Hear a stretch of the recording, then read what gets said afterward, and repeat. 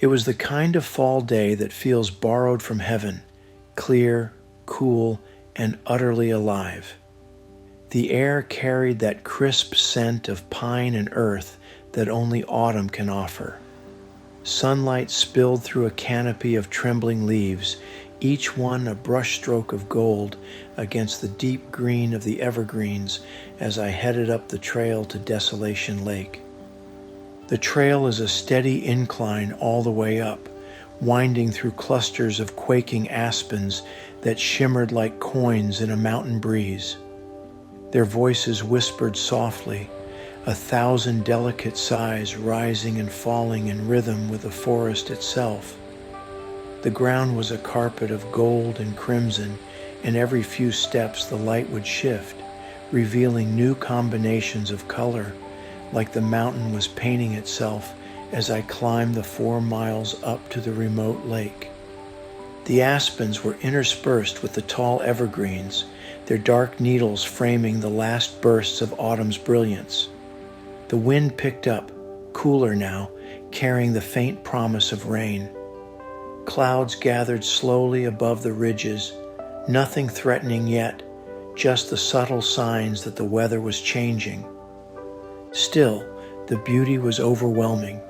The hillsides blazed with color, bright yellow, amber, rust, and red, interwoven with the steadfast green of the pines.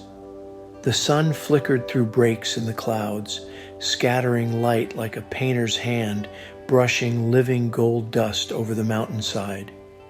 Every step upward brought new vistas, each one more breathtaking than the last.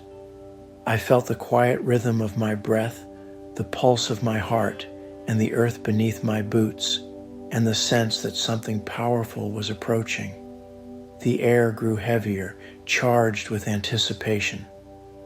By the time I reached Desolation Lake, the clouds had deepened into a dark orchestra, tuning their instruments for what was to come.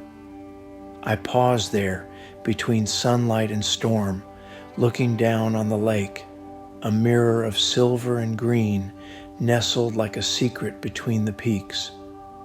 I lifted my drone into the crisp mountain air, and it rose effortlessly, capturing the full sweep of autumn's grandeur, the vast tapestry of color rolling across the Wasatch Range east of Salt Lake City.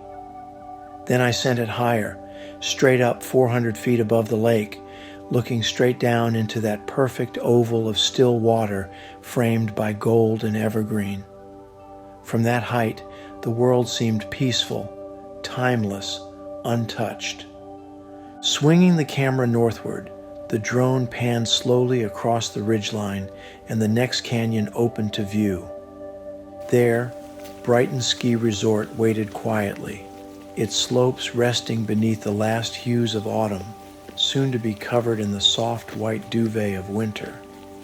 And then, almost as if on cue, the mountain changed its mood. The first drops fell, scattered and light, tapping against the rocks and leaves. Within minutes, the sky broke open. Rain turned to hail, thunder rolled through the canyon, and the symphony began. The storm unleashed its power, an unrelenting torrent of water and wind, a symphony of sound. I stood there alone, drenched and exhilarated, watching lightning tear the clouds apart and echo off the ridges. It was chaos, yes, but magnificent chaos. I was glad that I had the foresight to bring my rain jacket. Eventually, I began the long descent, 4 miles down through drenched trails and trembling trees. The aspens that had shimmered so gently on the way up now bent under the force of wind and rain, their golden leaves whipping through the air like sparks from a forge. I moved from one stand of quakies to another, sheltering beneath the canopy of the pines as hailstones ricocheted off branches and rocks around me. The trail, once dry and crisp, had turned to a ribbon of mud, slick and alive with running water.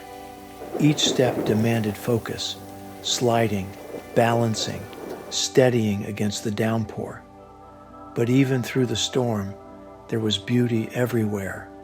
The smell of wet pine, the shimmer of water streaming down the trail, the rhythmic drumming of rain against the leaves in my back. As the light faded, the storm began to lose its fury.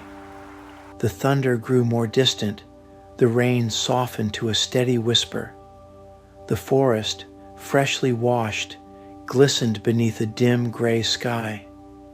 I descended the final miles in the gathering darkness, guided only by memory and the faint gleam of the wet trail beneath my feet. When I finally reached the bottom, the parking lot was nearly hidden in mist. My car waited there, streaked with rain and speckled with leaves. I stood for a moment before opening the door, looking back up toward the mountain, now lost in clouds and darkness. The storm continued as I drove down Big Cottonwood Canyon, its music still echoing within me. That night, driving away in the dark, windshield wipers beating time to the last drops of rain, I couldn't help but smile. Beauty and chaos had come together once more, just as they always do, and both had been worth every step of the 2,000 feet of climb and every mile of the way down.